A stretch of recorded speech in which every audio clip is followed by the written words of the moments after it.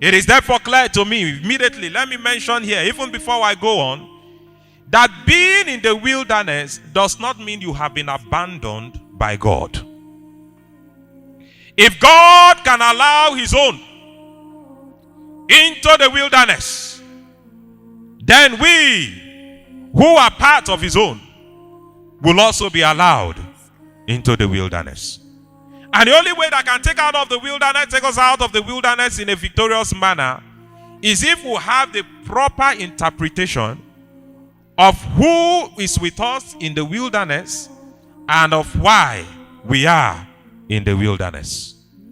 And so many times, believers, we fail when we are unable to recognize that even in the wilderness experience, God is allowing us to be tested.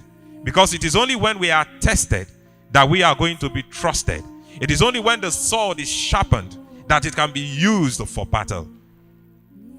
If you are not tested, you cannot be trusted. God allowed Jesus to be tempted by the devil in the wilderness. You have your wilderness experience.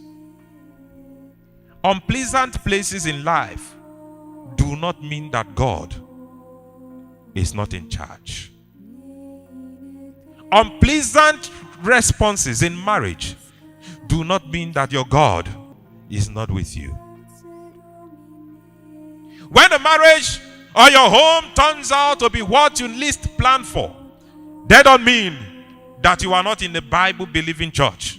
Because most times, Catholics, when you are going through a wilderness experience, one of the first questions that the people some of us consult tells us is, are you in a Bible-believing church? And I can prophesy upon you that somebody somewhere is after your happiness, because you are meant to be rich and you are not meant to be poor.